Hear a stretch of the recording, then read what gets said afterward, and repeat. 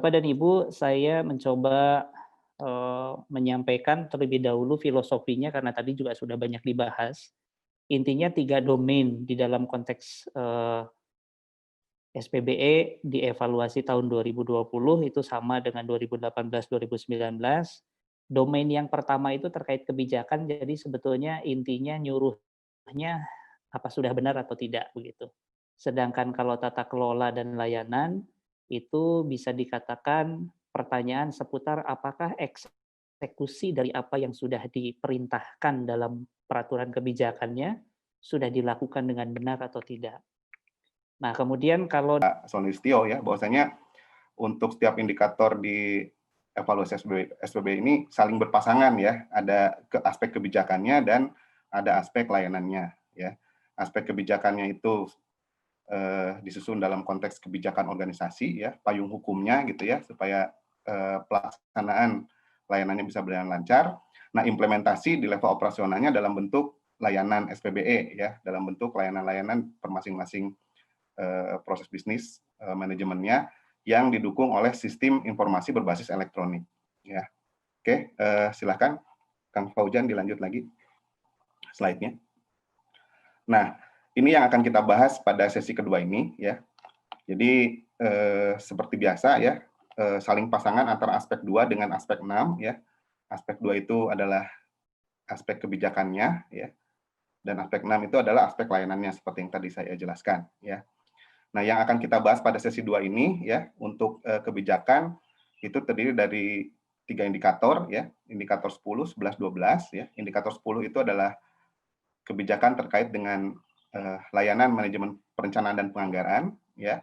Kemudian yang 11-nya adalah keuangan, yang 12-nya adalah kinerja ya. Nah, jadi sesungguhnya ini kalau di lingkup instansi pemerintahan ya, baik di instansi pusat ya, kementerian atau di daerah ya, provinsi atau kabupaten kota, sesungguhnya ini saling terkait ya, mulai dari perencanaan, penganggaran, keuangan dan kinerja itu satu siklus yang saling terkait satu sama lain ya. Nah, jadi seringkali memang biasanya kebijakannya itu bahkan di beberapa daerah itu kebijakannya satu kebijakan gitu ya, yang saling terintegrasi ya. Nah, untuk yang indikator 10 ini memang umumnya untuk perencanaan penganggaran ini dalam konteks kebijakan pasti biasanya digabung ya gitu. Kemudian berikutnya ya, untuk menjelaskan atau mengidentifikasi, mengakses layanan-layanan apa yang mendukung kebijakan tersebut ya. Nah, ini ada indikator berikutnya ya, yang terkait dengan layanan SPBE-nya ya. Indikator belum. Untuk indikator 27 ini mengacu ke indikator 10 ya. Jadi kan kalau kebijakannya terkait perencanaan penganggaran ya, tapi kalau di sisi aplikasinya bisa jadi mungkin aplikasinya berbeda ya. Makanya ini indikatornya dipisah ya. Jadi ada layanan manajemen perencanaan dan penganggaran ya. Bisa jadi mungkin ini aplikasinya gabung tapi masih banyak juga yang terpisah ya untuk perencanaan dan penganggaran. Kemudian indikator 29 terkait dengan layanan manajemen keuangan dan terakhir terkait ke kinerja ya. Oke. Silakan dilanjut. Oke ya. Nah, yang pertama saya akan bahas dulu adalah yang terkait dengan aspek kebijakannya ya. Nah, saya akan membahasnya secara umum ya. Jadi karena sesungguhnya baik untuk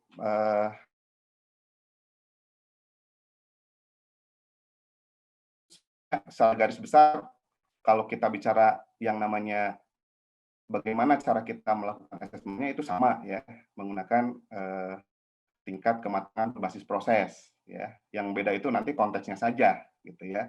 Konteksnya saja di masing-masing kebijakannya. Dan bahkan mungkin di beberapa case ya di instansi itu kebijakannya mungkin gabung juga gitu ya. Oke. Silahkan dilanjut lagi. Oke ya, jadi ini seperti biasa mohon jangan bosan ya. Ini supaya kita sama-sama ingat ya, terbiasa dengan bagaimana kita melakukan evaluasi tingkat kematangan di SPBE ya. Nah, jadi seperti yang tadi Pak Sony sampaikan ya, untuk indeks assessment ya atau mengukur kematangan seluruh indeks KPB itu sesungguhnya hanya dua jenis ya. Yang pertama indeks kapabilitas proses itu untuk kebijakan gitu ya, untuk aspek kebijakan, dan satunya lagi adalah indeks terkait fungsi teknis ya. Nah, itu yang umumnya biasa dikaitkan ke layanan ya atau aplikasi ya.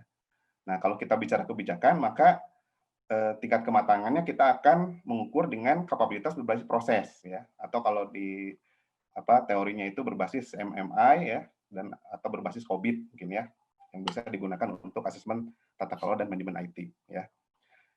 Ini saya coba refresh lagi ya supaya kita ya tidak lupa lah ya, diulang-ulang ya, nggak apa-apa ya.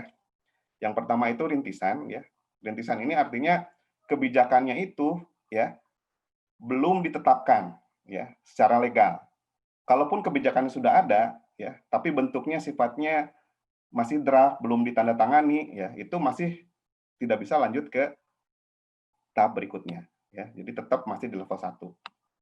Nah, atau bisa juga begini, sesungguhnya dari konteks tata kelolanya itu ya, kebijakan itu sudah diimplementasikan ya, tapi sesungguhnya baru secara ad hoc saja ya.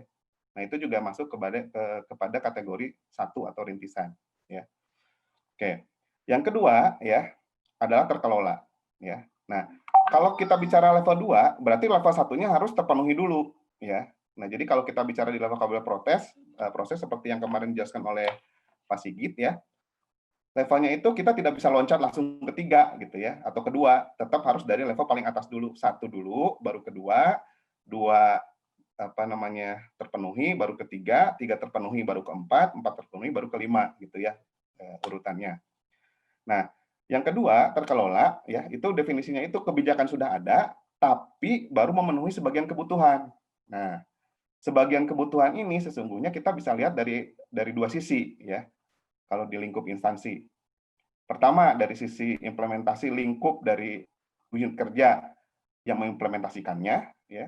Contoh misalkan beginilah, kalau kita mengimplementasikan suatu kebijakan penganggaran ya, perencanaan penganggaran, tapi kebijakannya baru mengelola unit tertentu saja gitu ya, tidak mengelola satu lingkup kabupaten kota.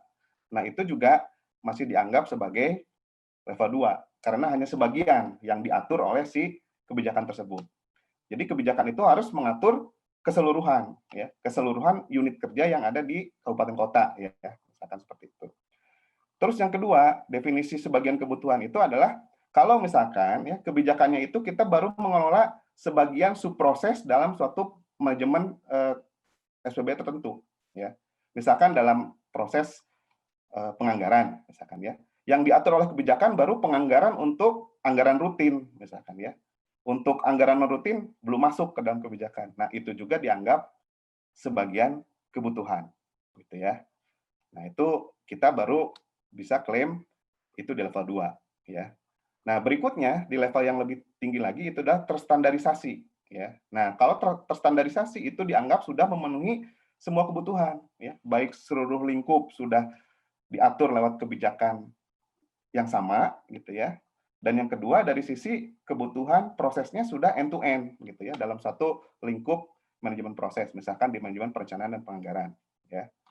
Nah, kemudian juga sudah dilaksanakan dengan standarisasi. Nah, ini maksudnya apa? Ya, karena umumnya biasanya kalau kebijakan terkait dengan layanan, misalnya perencanaan penganggaran, itu kan ada kebijakan dari pusatnya, ya. Dari misalkan contohnya kalau perencanaan penganggaran ada kebijakan dari Kementerian Keuangannya, ya, dari peraturan menterinya yang harus kita akomodasi, ya.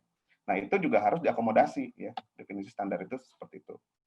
Kemudian berikutnya, ya, kita naik lagi ke level 4. Nah, kalau di level 4 ini kata kuncinya terintegrasi dan terukur, ya. Definisi terintegrasi berarti kebijakannya itu ya yang diterangkan di dalam suatu kebijakan yang setelah disusun itu tidak hanya mengatur internal instansi ya, tapi juga bagaimana ada suatu kebijakan ya yang menjelaskan supaya instansi itu bisa berhubungan atau berintegrasi baik horizontal dengan instansi lain ya ataupun ke arah vertikal ya. Misalkan kalau bicara vertikal, kebijakan itu sudah terintegrasi dengan kebijakan di sisi kementerian atau di sisi pemerintah pusat ya, seperti itu. Kemudian kalau kita bicara terukur, nah si kebijakannya ini sudah mengidentifikasi parameter KPI ya, Key Performance Indicator atau IKU ya, indikator kinerja unit ya. Jadi indikatornya itu sudah dijelaskan ada di kebijakannya. Bahwasanya indikator inilah yang harus bisa diukur dan itu harus bisa diukurnya secara kuantitatif ya. Biasanya mungkin kalau yang Bapak Ibu yang biasa sering berhubungan dengan IKU ini sudah paham ya kira-kira pengukuran kinerja secara kuantitatif itu seperti apa ya. Nah, itu level 4 ya. Nah, selanjutnya level paling atas itu optimum ya. Optimum itu kita bisa capai level 5 apabila level 4-nya sudah tercapai dan kemudian apa yang sudah kita step di level 4, misalkannya target-target kinerja yang ingin kita capai itu sudah dievaluasi gitu ya. Dievaluasi itu misalkan contoh gini, ada suatu proses yang sudah dilaksanakan ya sesuai dengan kebijakan, tapi ternyata dari sisi kinerjanya belum tercapai gitu ya. Nah, itu berarti kan ada sesuatu yang harus kita evaluasi ya. Nah, evaluasinya harus diberikan dalam bentuk evidence ya. Evidence-nya dalam bentuk apa? Nah, bisa jadi mungkin apabila sudah ada contohnya kebijakan sudah ditetapkan, kita nanti ada bukti misalkan pembentukan tim satgas untuk evaluasi perbaikan, ada bukti meetingnya gitu ya, atau mungkin ada SK keputusan yang terkait dengan evaluasi yang sudah dilakukan ya untuk melakukan perbaikan gitu ya. Dan berikutnya ada bukti bahwasanya peningkatan itu sudah dilakukan secara berkesinambungan ya. Jadi kalau kita bicara berkesinambungan bukan hanya sekadar insidentil 1 kali 2 kali, tapi sudah berkesinambungan gitu ya. Nah, kurang lebih seperti itu ya untuk indikator terkait dengan kapabilitas proses ya. Bisa dilanjut, Kang Fauzan. Nah, ini ya misalkan ya, ini untuk indikator 10 ya, kebijakan internal layanan manajemen perencanaan penganggaran ya. Apakah instansi pemerintah daerah sudah memiliki kebijakan internal terkait sistem manajemen perencanaan penganggaran? Nah, ya. Nah, jadi kalau kita bicara kebijakan di sini adalah kebijakan internal ya. Kebijakan itu kan bisa jadi kalau misalkan untuk manajemen perencanaan penganggaran itu sudah ada kebijakan dari pusatnya gitu ya.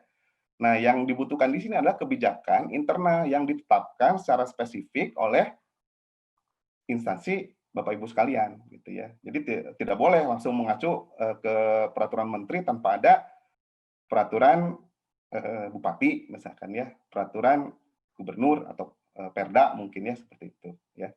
Nah, jadi harus ada peraturan internalnya gitu ya. Nah, ini seperti yang tadi saya jelaskan ya, untuk tingkat 1 ya.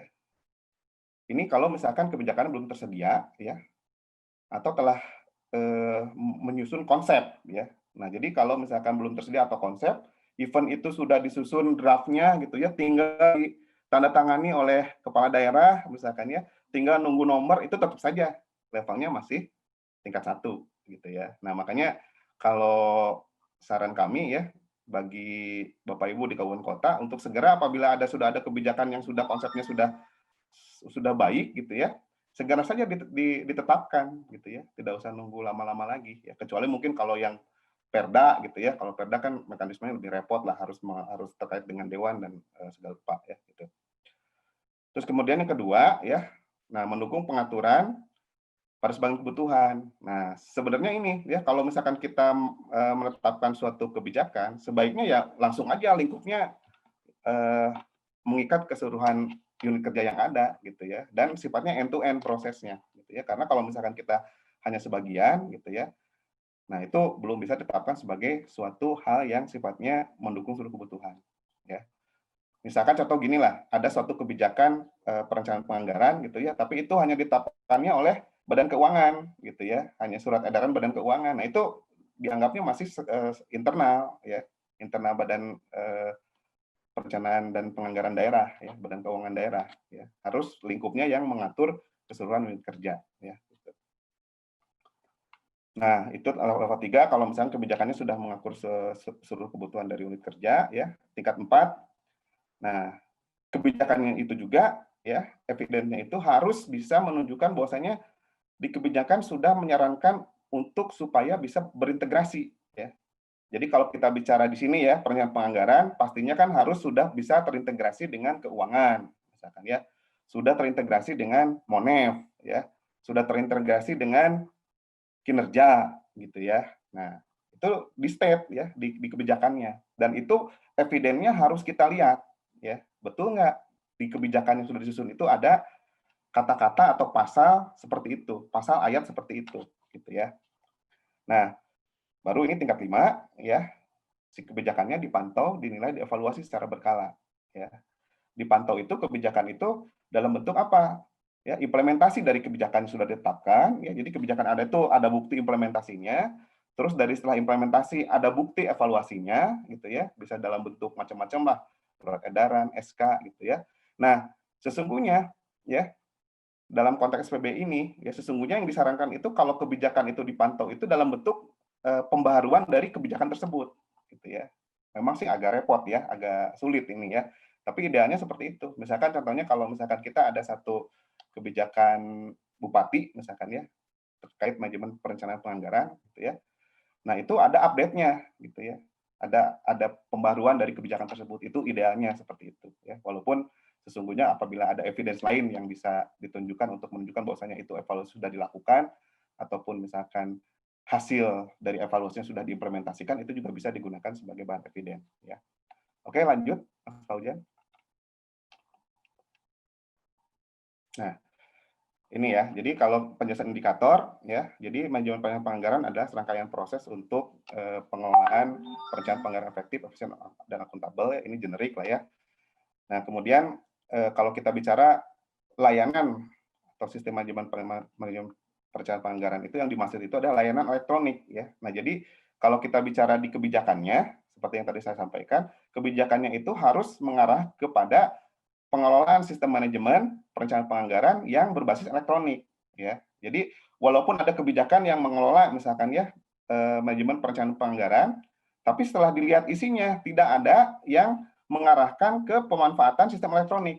Nah, ini juga dianggap tidak bisa memenuhi kriteria indikator yang diharapkan untuk masuk ke level 3 gitu ya. Atau even 2 pun mungkin belum masuk ya. Karena dianggapnya kebijakan ini adalah kebijakan yang tidak mengarahkan kepada penggunaan sistem perencanaan penganggaran berbasis elektronik ya, seperti itu. Oke ya, kemudian jangan lupa seperti yang tadi standarisasi ya, kebutuhan perencanaan penganggaran itu kebijakannya harus mengacu kepada kebijakan yang ada di atasnya ya. Contoh kalau perencanaan penganggaran itu kan kebijakannya ada di Kementerian Keuangan ya, kurang lebih seperti itu. Nah, data dukungnya yang bisa kita gunakan untuk bahan pendukung ya, untuk evidence ya terkait pemenuhan indikator ya.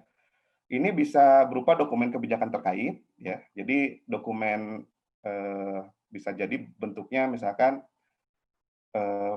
Pergub ya, Perwal ya, Perda mungkin ya kalau dibikinnya dalam bentuk Perda gitu ya. Nah, kemudian dokumen manajemen perencanaan penganggaran yang terkait arsitektur aplikasi. Nah, ini arsitektur aplikasi untuk melihat ini ya integrasinya gitu ya, integrasi dari si proses manajemen layanannya dengan fungsi yang lain.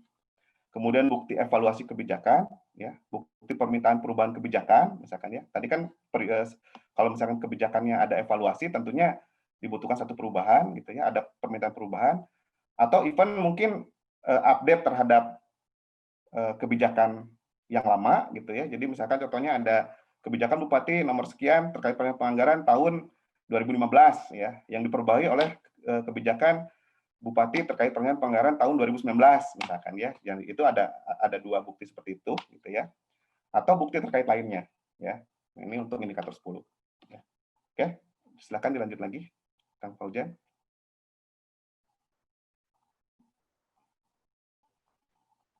Nah, untuk yang berikutnya sesungguhnya pattern-nya sama ya, polanya sama seperti yang tadi saya jelaskan tadi ya. Ini untuk manajemen keuangan kurang lebih sama seperti yang tadi saya sampaikan ya. Jadi ini hanya beda dalam objeknya saja. Kalau yang tadi di manajemen perencanaan penganggaran, yang ini manajemen keuangan. Tapi apa yang akan diakses ya, bukti dukung penjelasannya kurang lebih mirip ya. Cuman bedanya ini di manajemen keuangan gitu ya. Oke, mungkin bisa dilanjut lagi. Nah, bukti dukungnya juga sama ya. Penjelasan indikator kurang lebih sama ya seperti yang tadi. Ini beda hanya konteksnya saja. Terus kemudian bukti dukungnya juga sama persis seperti yang tadi saya sampaikan ya. Nah, ini nanti ya bagi Bapak Ibu dalam pengisian evaluasi SPB ini, bukti dukung ini sangat penting ya. Jadi tidak hanya sekedar mengisi penjelasan ya, tidak hanya sekedar mengisi penjelasan. Coba bisa mohon balik lagi Kang Fauzi ke slide sebelumnya. Nah, itu di bawah itu ada penjelasan ya, bla bla bla.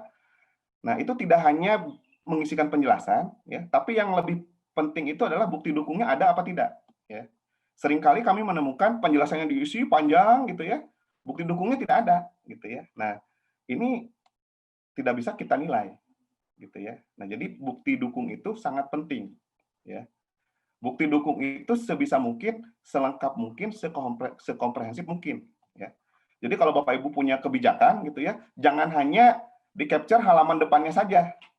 Ya. Biasanya kan karena tebal gitu ya, cuman diambil PDF halaman judulnya saja. Gitu. Itu sering kejadian seperti itu. Jadi kita tidak bisa melihat detail kebijakan isinya seperti apa. Ya. Jadi kalau punya satu kebijakan itu dilampirkan saja semua kebijakannya, PDF-nya disubmit. Ya. Apalagi nanti kan akan menggunakan aplikasi ya, seperti yang kemarin dibahas.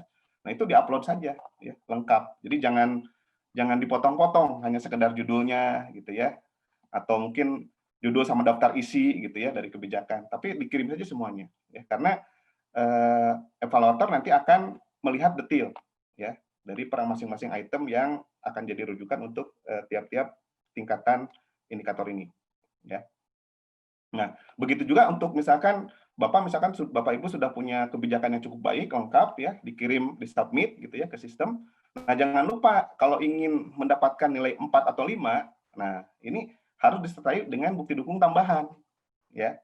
Bukti dukung tambahannya bentuknya apa? Ya tadi bukti-bukti evaluasi gitu ya. Bukti-bukti perbaikan terhadap kebijakan gitu ya. Nah, seperti itu ya. Oke, bisa dilanjut lagi. Ini tadi sudah dibahas ya. Oke, lanjut lagi. Untuk manajemen kinerja kurang lebih sama juga ya. Cuman biasanya ya kalau dari sisi kebijakan kan kalau perencanaan penganggaran keuangan itu satu blok gitu ya, biasanya dalam satu kebijakan yang gabung. Nah, kalau yang kinerja ini biasanya kebijakannya memang biasanya terpisah ya. Karena ini juga kan nanti layanannya juga agak terpisah ya. Ini biasanya kan di sakip ya, lakip-sakip gitu ya. Nah, tapi kurang lebih sesungguhnya pemenuhan per masing-masing tingkat kematangannya sama ya seperti yang tadi saya jelaskan ya. Begitu juga penjelasan, jangan lupa data dukung ya. Paling penting data dukung jangan sampai kelupaan, jangan sampai tidak diisi secara lengkap ya. Tolong diisi secara lengkap, komprehensif gitu ya. Bukan hanya kebijakannya, tapi juga kalau misalkan kebijakan sudah ada, tolong dilengkapi dengan bukti dukung tambahan supaya kita bisa akses selanjutnya ke level 4 dan level 5 ya. Oke, berikutnya Kang Fauzan. Oke, ini juga ya. Jadi kurang lebih secara garis data dukungnya sama ya. Nah, cuman kalau di manajemen kinerja ya, ini kalau di indikator SPBE yang 12 ini sesungguhnya tidak dijelaskan secara detail yang dimaksud dengan manajemen kinerja ini manajemen kinerja apa ya. Kan seringkali kita berpikirnya ini apakah manajemen kinerja organisasi gitu ya, yang nanti larinya ke sakip-lakip gitu ya, ataukah ini manajemen kinerja pegawai ya, yang lebih ke arahnya ke SKP ya, sistem kinerja pegawai. Nah, di sini silakan saja dibebaskan ya, tapi sesungguhnya kalau punya indikator yang lebih terkait ke manajemen kinerja organisasi itu yang lebih diprioritaskan. Ya. Jadi jangan ngisinya jangan yang kinerja pegawai dulu gitu ya. Kalau ada kinerja organisasi, maka kinerja organisasinya yang disampaikan di indikator ini. Ya. Kecuali setelah dilihat, wah ini kita belum punya nih kebijakan terkait manajemen kinerja organisasi, adanya manajemen kinerja pegawai, ya apa boleh buat ya, itu boleh dijadikan alternatif ya. Tapi ini kalau nanti di indikator asesmen SPBE yang baru ya, yang pakai versi 2020 ini sudah diperbaiki ya. Kebetulan karena kita kondisi COVID kan, kita masih pakai Permenpan 5 ya untuk indikator-indikator yang lama ya. Oke. Baik, silakan dilanjut lagi. Oke, nah sekarang saya masuk ke layanan ya. Nah, kalau tadi kebijakan itu sifatnya berupa kebijakan, sifatnya adalah peraturan perundangan ya yang ditetapkan secara legal yang nanti sifatnya akan mengatur bagaimana operasional di lapangan. Nah, kalau yang namanya layanan ini dalam bentuk layanan SPBE yang diimplementasikan ke dalam suatu layanan yang didukung oleh sistem elektronik. Nah, sehingga ya, kapabilitas untuk mengukurnya itu tidak bisa lagi menggunakan berbasis proses yang seperti tadi. Nah, sehingga kita harus menggunakan ya tingkat pengukuran berbasis fungsi teknis ya, atau ini sebenarnya mengambil referensi dari e-government maturity model ya. Nah, ini skalanya sama saja 5 ya. Tapi indeksnya berbeda dengan yang tadi ya.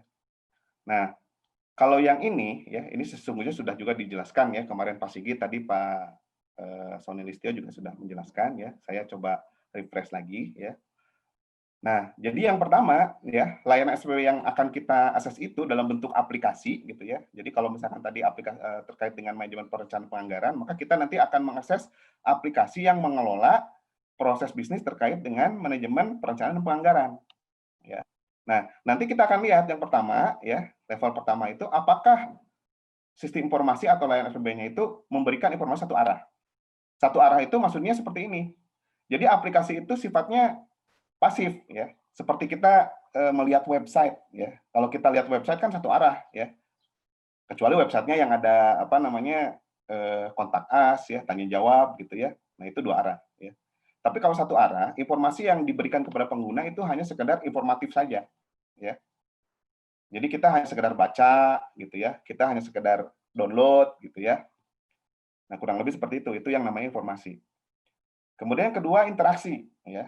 Interaksi itu sifatnya adalah informasi dua arah. Jadi kalau misalkan kita input ke dalam si aplikasi ya sesuatu informasi ya, misalkan kita menanyakan sesuatu gitu ya, atau menginput suatu kode tertentu gitu ya, maka nanti aplikasi akan memberikan respon ya secara dinamik tergantung informasi yang kita sampaikan ke arah aplikasi ya. Ini dua arah ya. Berikutnya level yang lebih tinggi lagi itu adalah transaksi. Nah, kalau transaksi ini dalam bentuk pertukaran informasi dan layanan. Di sini sudah ada suatu flow proses yang bisa dijalankan di aplikasi ya. Contohnya misalkan aplikasi perizinan ya. Aplikasi perizinan ya, itu si user itu akan registrasi, kemudian input data kemudian akan disubmit ya. Ada approval, setelah approve ada informasi balikan kepada pengguna gitu ya. Kemudian setelah approval ditindaklanjuti kepada pihak yang terkait lainnya, ada reportingnya ya. Nah, itu yang sifatnya pertukaran informasi dan layanan. Ya. Jadi ada flow informasinya, ada flow prosesnya. Bukan hanya sekedar input, report gitu ya. Ada flow prosesnya. Ini biasanya ditandai dengan kalau misalkan di aplikasinya ada proses approval misalkan ya seperti itu. Nah, naik level berikutnya adalah kolaborasi ya. Nah, layanan SPBE terintegrasi dengan layanan SPB lain. Nah, ini harus bisa dibuktikan nih, terintegrasinya seperti apa. Nanti di bagian bawah saya akan jelaskan ya, yang namanya integrasi itu seperti apa ya. Karena seringkali ya dibilang integrasi padahal itu hanya berupa link di website ya. Nah, link website itu bukan dianggap sebagai integrasi layanan ya. Nanti akan saya jelaskan ya di bagian bawah. Nah, berikutnya ini level yang paling atas itu adalah optimalisasi ya. Nah, optimalisasi artinya apa? Ini mirip dengan yang berbasis proses ya. Sudah dievaluasi si aplikasinya ya. Nah, evaluasi untuk apa? Supaya dia beradaptasi terhadap perubahan lingkungan baik internal atau eksternal. Nah, perubahan layanan itu bisa gara-gara perubahan proses bisnis, ada perubahan kebijakan gitu ya. Ada perubahan dari teknologi baru misalkan ya. Contoh misalkan kalau yang lama aplikasinya masih web based gitu ya. Kemudian aplikasinya dievaluasi supaya lebih mudah digunakan menggunakan aplikasi berbasis mobile misalkan ya. Atau misalkan optimalisasi itu misalkan kebijakannya berubah misalkan ya. Nah, karena kebijakan berubah maka si flow di aplikasi juga harus disesuaikan ya. Nah, kurang lebih seperti itu ya untuk penjelasan tingkat kematangan pada kapabilitas fungsi teknis.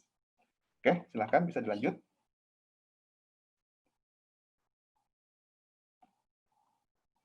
Oke, nah yang pertama ya, ini mungkin saya akan ambil contoh case-nya satu aja ya untuk layanan manajemen perencanaan. Nah, tadi kalau kita di kebijakan kan ini kebijakannya gabung ya, kebijakan manajemen perencanaan penganggaran. Nah, tapi bisa jadi di lapangan ya antara proses perencanaan penganggaran itu bisa jadi terpisah ke dalam aplikasi yang berbeda gitu ya. Walaupun banyak juga di beberapa instansi pemerintahan itu yang sudah terintegrasi antara perencanaan dengan penganggaran ya, e-planning dan e-budgeting-nya sudah terintegrasi ya. Nah, contohnya ya yang akan di-assess di sini gitu ya. Untuk mendeteksi level 1 yang pertama ya. Jadi ini juga sama ya. Cara kita menetapkan levelnya itu tidak bisa langsung loncat ke level 4. Kita harus cek satu persatu dari level 1. Level 1 terpenuhi, baru kita bisa cek level 2, level 2 terpenuhi, baru kita bisa masuk ke level 3 dan seterusnya ya. Nah, level 1, tingkat 1 ya, apabila sistem manajemen perencanaan itu belum ada ya, atau hanya sifatnya penyebaran satu arah ya. Nah, jadi ini kalau sebelumnya tidak punya itu 0 kan ya. Nah, sekarang itu jadi bonus jadi 1 ya. Pokoknya belum punya ya minimal 1 gitu ya. Tapi kalau sudah punya ya hanya sifatnya satu arah. Nah, nilainya 1. Nah, makanya tadi kalau untuk evidence itu yang paling penting di sini adalah bagaimana supaya kita bisa menunjukkan bahwasanya si evidence itu bisa menunjukkan bukan hanya satu arah gitu ya. Kalau seperti yang tadi sesi sebelumnya ya, Pak Sonelistio, kalau misalkan ada evidence-nya diberikan hanya contoh bukti layar login gitu ya di aplikasi. Nah, itu tidak bisa kita lanjut ke level 2 ya. Jadi otomatis itu hanya bisa dikasih level 1 ya. Kalau kita ingin masuk level 2, maka evidence-nya harus lebih dari itu ya. Bisa misalkan contohnya dengan bukti user guide ya. Biasanya aplikasi kan ada user guide ya. Atau misalkan contohnya didemokan, terus demonya itu videonya direkam gitu ya, sambil ada penjelasan, dan itu nanti diupload gitu ya. Nah, sebaiknya seperti itu ya, gitu. Nah, ini untuk level 2, level 3 sebaiknya seperti itu ya. Karena level 2 kan kita harus cari evidence ya, yang menunjukkan interaksi ya. Kalau interaksi berarti si pelanggan menginput sesuatu, merequest sesuatu, dan aplikasi akan merespon gitu ya, paling sederhananya. Kalau level 3 itu ada transaksi. Jadi ada flow proses ya yang bisa menunjukkan misalkan ada proses mulai dari register, submit data, pengecekan, approval balik lagi gitu ya. Terus kemudian submit data tambahan ya, approval lagi, kemudian sampai ke keluar reportnya. Nah, itu tolong ditunjukkan dalam bentuk suatu evidence ya, bisa dalam bentuk user guide yang dijelaskan misalkan oh ini ada satu transaksi seperti ini misalkan ya, atau dalam bentuk video ya yang bisa di-capture, direkam dan nanti bisa disubmit ke dalam suatu file yang akan disubmit sebagai bukti dukung. Nah, kemudian tingkat 4. Nah, ini integrasi ya, kolaborasi integrasi. Nah, ini agak sulit nih ininya, apa namanya mengidentifikasinya karena yang dimaksud dengan integrasi di sini bukan hanya integrasi sekedar link di website ya, tapi integrasinya harus yang sifatnya ke integrasi aplikasi ya di sisi aplikasi. Nanti saya akan jelaskan ya di bagian bawah ya. Nah, yang terakhir adalah tingkat 5 ya, harus dapat ditingkatkan menyesuaikan sesuai dengan perubahan lingkungan teknologi dan kebutuhan instansi. Nah, jadi ini harus ada contohnya dokumen evaluasi terhadap suatu aplikasi ya. Dan juga sebaiknya kalau misalkan kita punya suatu aplikasi yang sudah direvisi gitu ya, pastikan ada versioning dari aplikasi ya. Misalkan aplikasi perencanaan versi 1.0 misalkan. Oh, ini fiturnya seperti ini. Terus kemudian oh ternyata aplikasi ini masih ada kekurangan di sini, setelah dievaluasi harus ada fitur ini yang ditambahkan, harus ada proses ini yang ditambahkan, misalkan ya. Kemudian itu dituangkan ke dalam perbaikan aplikasi, dirilislah aplikasi perencanaan versi 2.0 gitu ya, versi 2. Nah, berikut dokumentasi penjelasan dari update-nya seperti apa ya. Nah, itu yang diharapkan supaya kita bisa mendapatkan nilai 5 ya untuk layanan SPBE ya di indikator yang terkait dengan layanan aplikasi ini, indikator 27 ya. Oke, bisa dilanjutkan lagi. Kang Fauzan. Nah, ini ya, jadi data dukungnya ya, seperti yang tadi saya sampaikan bisa berupa dokumen penggunaan aplikasi ya. Jadi jangan hanya screen halaman depan loginnya saja. Ini paling sering kejadian yang lalu-lalu itu hanya submit halaman loginnya saja atau halaman URL-nya saja gitu ya, URL di webnya gitu ya. Kalau bisa dikirimkan dokumen penggunaan aplikasinya, user guide-nya yang lengkap gitu ya. Kemudian kalau mau tambahkan lagi videonya, tambahin screen capture-nya ya. Terus kemudian daftar layanan fitur aplikasi gitu ya. Kalau yang punya sudah nyusun arsitektur aplikasinya silahkan dikirimkan dokumentasi arsitektur aplikasinya. Kemudian untuk menunjukkan bagaimana si aplikasi itu sudah terintegrasi bisa ditunjukkan dengan bagaimana pengolahan repositori API-nya ya. Misalkan contohnya kalau yang menggunakan Mantra itu kan di Mantra itu ada beberapa API-nya yang bisa ditunjukkan dari per masing-masing aplikasi sama aplikasi pengguna yang mengaksesnya, gitu ya, itu juga bisa ditunjukkan di sana, gitu ya. Kalau yang menggunakan model mantra atau GSB atau sistem penghubung, gitu ya, seperti itu. Kemudian unit kerja yang menangani manajemen layanannya dan bukti-bukti terkait lainnya, ya. Jadi intinya kalau menurut Bapak Ibu sekiranya ini bukti ini bisa memperkuat, gitu ya, eviden, silahkan dikirim saja, karena kan tidak ada batasan evidence itu harus berapa, gitu kan ya. Tidak ada misalkan, oh maksimal cuma 3 evidennya, enggak, silahkan aja. Kalau misalkan bukti evidence-nya ada banyak, ya dikirimkan saja. Gitu ya, seperti itu. Dan jangan lupa, data dukung itu harus dijelaskan di bagian penjelasan. Ya. Nah, silahkan lanjut lagi, Kang Fauzan. Nah ini, yang di bagian penjelasan itu harus dijelaskan. Ya. Data dukungnya dijelaskan, jadi antara penjelasan sama data dukung itu harus sinkron. Ya, harus saling menjelaskan satu sama lain.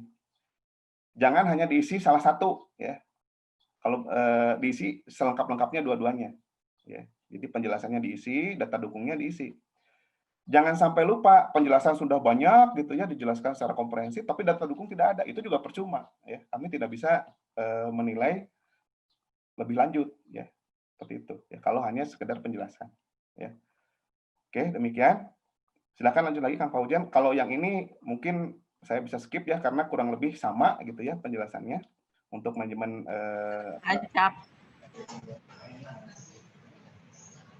Baik.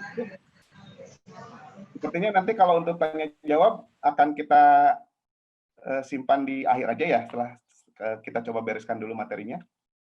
Silakan Kang Fauzan ya, dilanjut lagi. Udah 10:30 ya.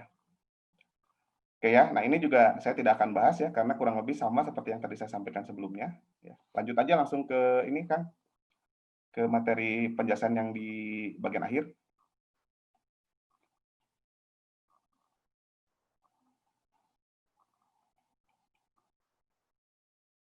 Oke ya. Nah, tadi sudah kita bahas ini ya.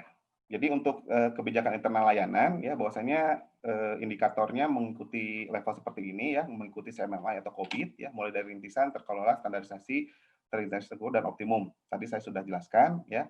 Rintisan sifatnya baru draft ya, sifatnya ad hoc gitu ya. Terkelola kalau misalkan kita baru hanya memenuhi sebagai kebutuhan. Terstandarisasi sudah memenuhi semua kebutuhan.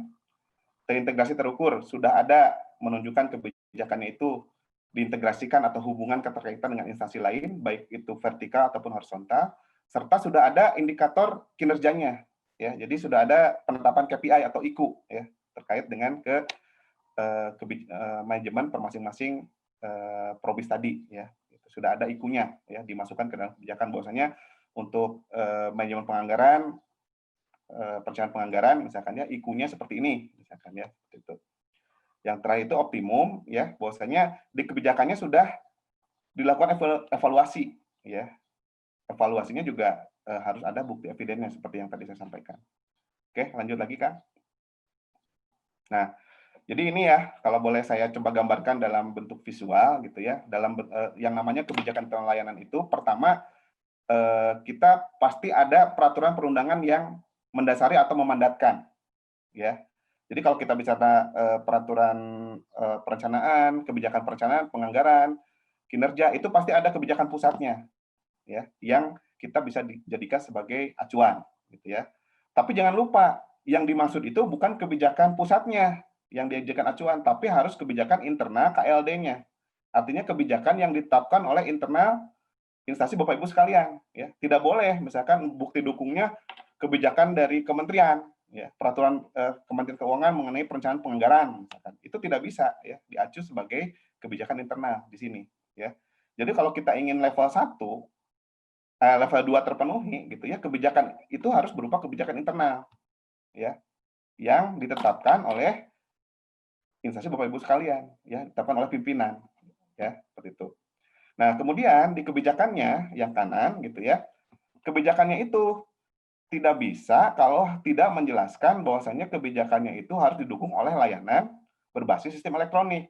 Ya, kalau kebijakannya hanya menjelaskan secara umum proses bisnis, ya, proses manajemen umum, itu tidak bisa kita lanjutkan lagi ke dalam suatu kebijakan yang bisa mendukung kebijakan layanan SPBE. Ya, jadi kebijakannya harus di dalamnya mengarahkan ke pengelolaan kebijakan itu harus didukung oleh kebijakan manajemen itu harus didukung oleh sistem elektronik. Ya, nah ini ya yang di tengah ini. Kemudian yang kedua, kalau kita bicara yang namanya apakah sudah memenuhi kebutuhan? Nah, kebutuhan itu pertama dilihat dulu dari penggunaan layanannya. Jadi, apakah kebijakan ini mengatur pengguna keseluruhan instansi? Ya, kalau hanya mengatur satu unit tertentu saja, lingkupnya tidak menyeluruh, maka itu juga tidak bisa dianggap sebagai memenuhi kebutuhan. Ya, contoh yang tadi saya sampaikan, misalkan ada peraturan kepala dinas ya, yang hanya mengatur suatu unit tertentu. Nah, itu tidak bisa dianggap sebagai kebijakan yang sifatnya memenuhi kebutuhan menyeluruh. Ya. Jadi harus lingkupnya mengatur semua. Ya. Kemudian pengolahan layanan. Nah, pengolahan ini terkait dengan ke proses bisnisnya. Ya, seperti yang tadi saya jelaskan juga, misalkan contohnya di kebijakan penganggaran, kalau kebijakan itu isinya hanya mengatur kebijakan penganggaran rutin saja, gitu ya. Nah, itu berarti parsial, ya. Karena yang dimaksudkan di sini adalah pengolahan anggaran itu end to end ya untuk semua proses, baik rutin, non rutin dan lainnya, gitu ya. Oke, bisa dilanjut lagi, Kang Fauzan?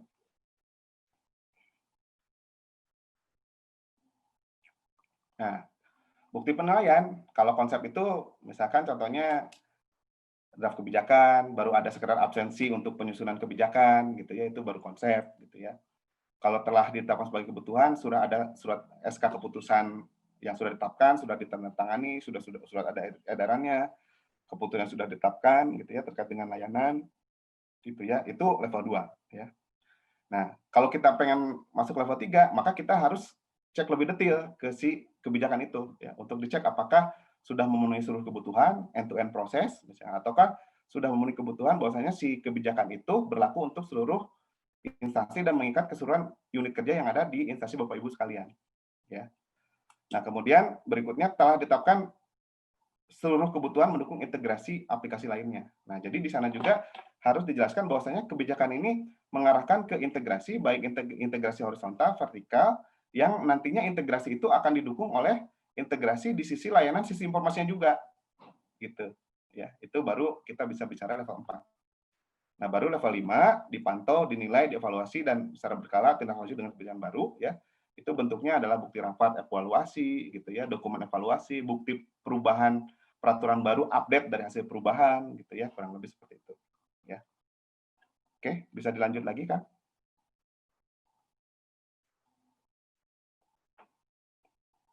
Nah, ini ya, kalau kita bicara pengukuran untuk perbaikan, evaluasi dari level 4 ke 5, gitu ya. Kalau tadi kan di level 4 harus ada indikator terkait dengan kinerja, ya. Berarti ada indikator kinerja yang ditetapkan di kebijakan, ya. IQ-nya, KPI-nya, gitu. Indikatornya apa saja, gitu ya.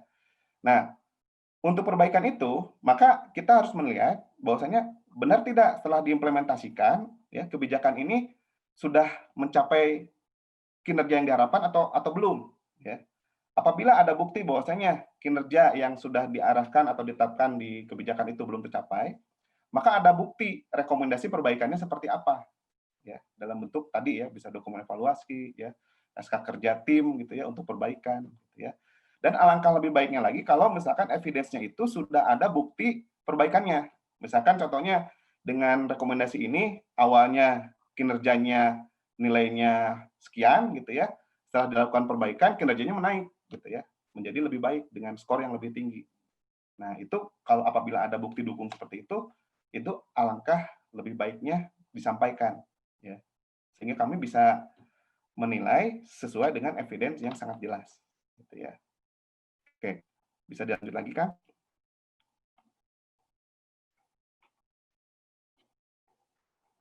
Kang Faujan bisa dilanjut lagi slide-nya? Oke.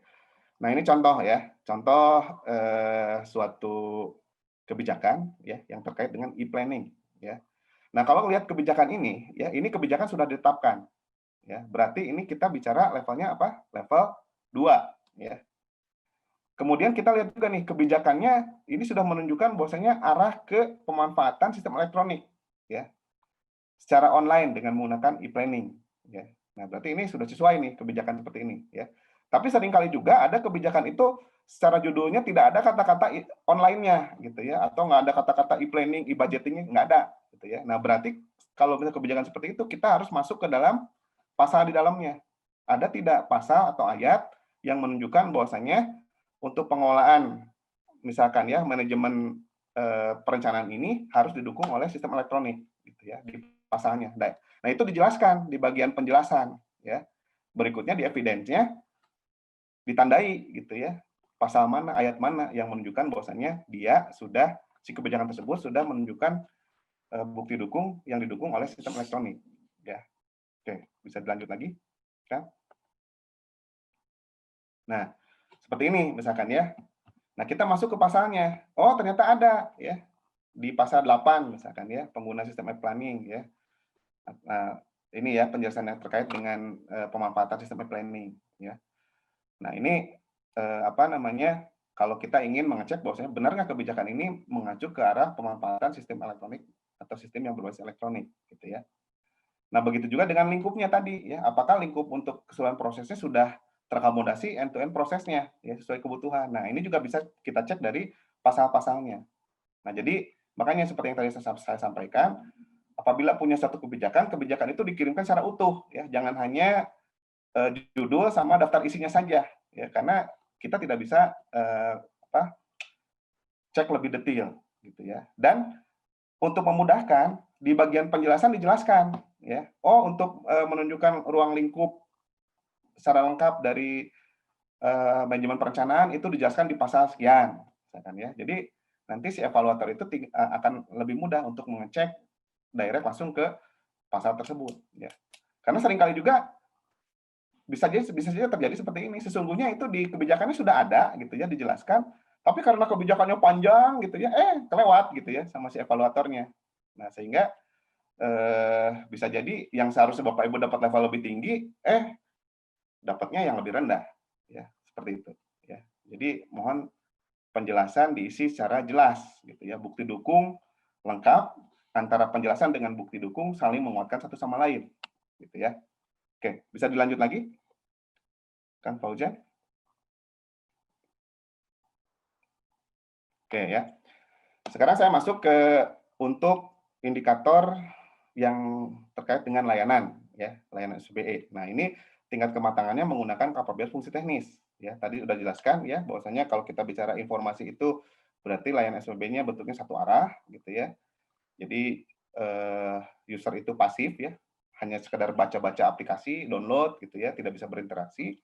Yang kedua itu adalah interaksi atau dua arah ya. Dua arah itu ditunjukkan dengan misalkan kita bisa menginput sesuatu, hasil input itu ada responnya dari aplikasi ya, atau misalkan kita bisa merequest sesuatu ke aplikasi, aplikasi memberikan respon ya. Nah, itu yang dimaksud dengan dua arah ya. Kemudian transaksi ya, itu ada pertukaran informasi dan layanan. Ini ditunjukkan dengan adanya flow proses yang ada dalam suatu aplikasi gitu ya. Mulai dari proses register, input, approval, ya, notifikasi gitu ya, reporting gitu ya. Nah, itu yang masuk ke transaksi ya. Kemudian kolaborasi kalau layanan atau aplikasi itu sudah bisa ditunjukkan terintegrasi dengan yang lain gitu ya. Nah, ini kalau untuk terintegrasi evidence-nya mungkin agak sulit gitu ya. Nah, tapi nanti akan coba kita bahas ya, integrasi yang dimaksud itu seperti apa. Dan terakhir itu optimalisasi ya. Artinya si layan aplikasi ini bisa beradaptasi terhadap perubahan lingkungan, sudah ada evaluasi, sudah ada perbaikan terhadap aplikasi tersebut ya. Bukti dukungnya juga diberikan ya, seperti itu. Oke, lanjut kan. Nah, jadi kalau kita bicara yang namanya SPBE, SPBE itu kan terdiri dari 3 domain ya, kebijakan, tata kelola, dan layanan. Ya. Nah, kalau kita bicara layanan, layanan ini sesungguhnya ada sesuatu yang bisa dirasakan oleh customer, tapi dalam konteks SPBE, layanan itu dideliver oleh yang namanya service packaging yang menggunakan artefak teknologi ya, atau menggunakan sistem informasi ya. Jadi bisnis proses itu dibanding dengan suatu teknologi ya, sistem informasi yang deliver kepada pengguna. Gitu ya. Nah, jadi intinya layanan di sini itu layanan yang oleh sistem informasi atau teknologi, gitu ya. Oke, lanjut kan?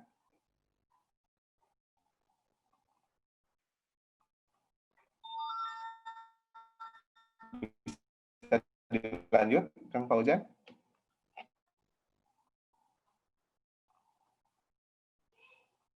Yang ini Pak, mohon izin, Ya, bisa dilanjut. Ini slide-nya belum berubah, belum berganti. Aplikasi yang digunakan kalau di saya Pak, betul Pak yang ini? Udah berubah harusnya? Sudah. Yang lain bagaimana sudah berubah?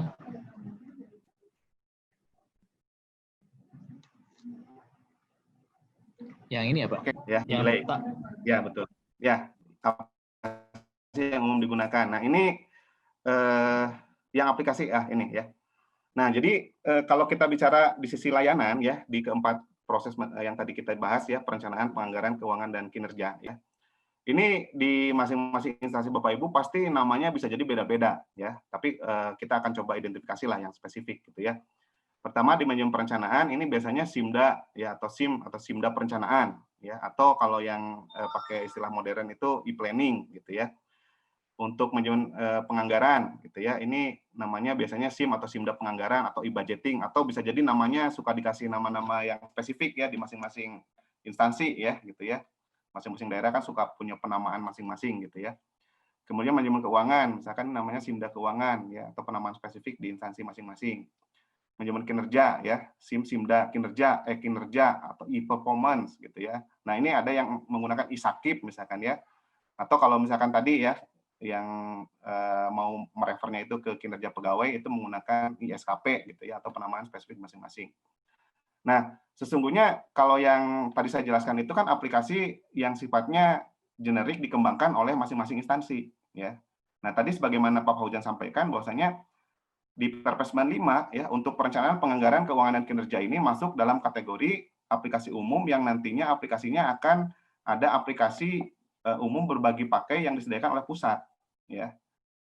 Nah, sekarang ini kan cikal bakalnya ada yang terintegrasi itu perencanaan, penganggaran, keuangan itu misalkan Sakti atau Krisna ya. Nah, mungkin ini kalau Krisna karena ini salah satu inisialisasinya dari Kemenpan, mungkin nanti kalau ada yang ingin bertanya lebih detail mengenai Krisna bisa dijawab oleh rekan-rekan Kemenpan gitu ya. Dan kalau misalkan aplikasi manajemen kinerja itu e-sakip ya.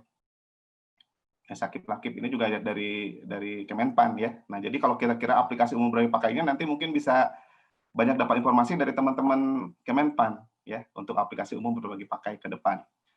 Nah, sesuai dengan Perpres 95 ya, untuk target ke depan memang diarahkan ya dalam perencanaan, penganggaran, keuangan, dan kinerja ini untuk menggunakan aplikasi berbagai pakai yang sifatnya generik, yang aplikasi umum yang di-provide oleh instansi pusat. Jadi yang namanya daerah itu ya KLD itu tinggal menggunakan ya. Seperti itu. Nah, sesungguhnya masih boleh sih menggunakan aplikasi Bapak Ibu sendiri ya, yang sudah ada, tapi itu ada aturannya kan ya, yang dijelaskan di Perpres 95. Misalkan yang pertama itu adalah proses bisnisnya sesuai. Nah, proses bisnis ini juga nanti kan ada acuan proses bisnis generiknya dari Kemenpan gitu ya. Terus kemudian ada cost benefit analisisnya gitu ya. Berikutnya harus di-assess juga secara teknologi keamanan, misalkan ya, apakah aplikasi Bapak Ibu existing secara standar teknologi, secara standar keamanan sudah memenuhi kriteria apa belum ya yang ditetapkan oleh Kemenkominfo sama BSSN ya. Nah, kurang lebih seperti itu. Mangga bisa dilanjut lagi, Kang?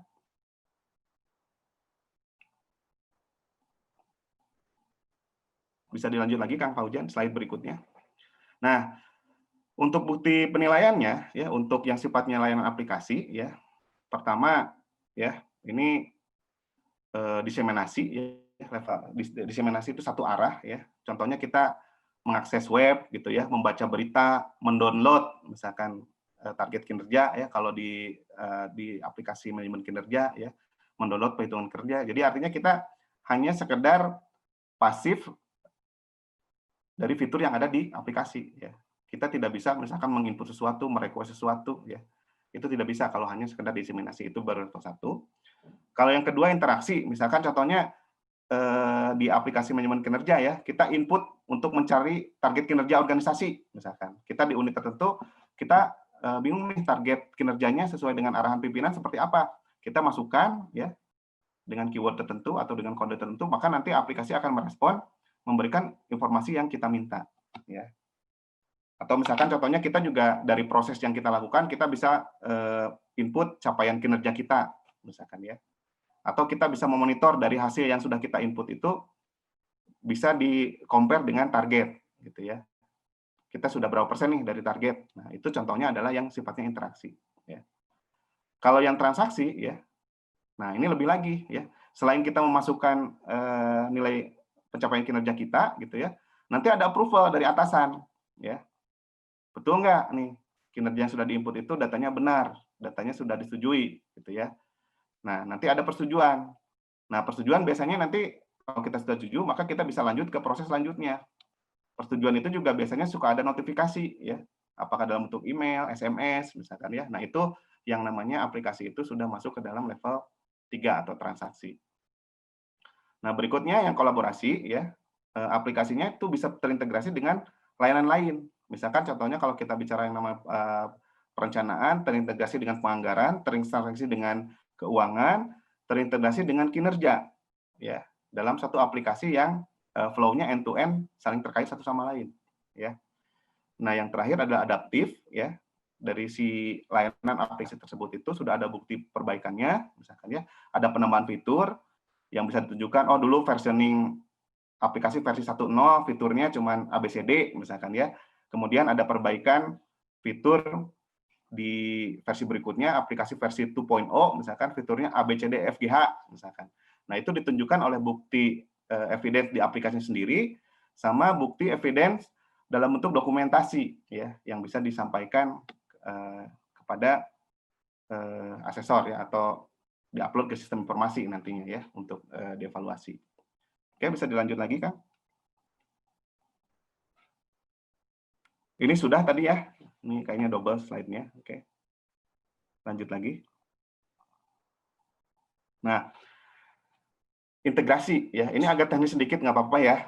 Jadi intinya begini, integrasi yang dimaksudkan di sini itu bukan hanya sekedar integrasi, oh ada link di website. Nah, karena seringkali ya teman-teman di KLD itu menganggap kalau sudah ada link di website itu dianggap terintegrasi. Misalkan contohnya di Jember ya, websitenya Kabupaten Jember, di situ ada link ke aplikasi kepegawaian misalkan ya, atau ke aplikasi perencanaan penganggaran, sekedar link.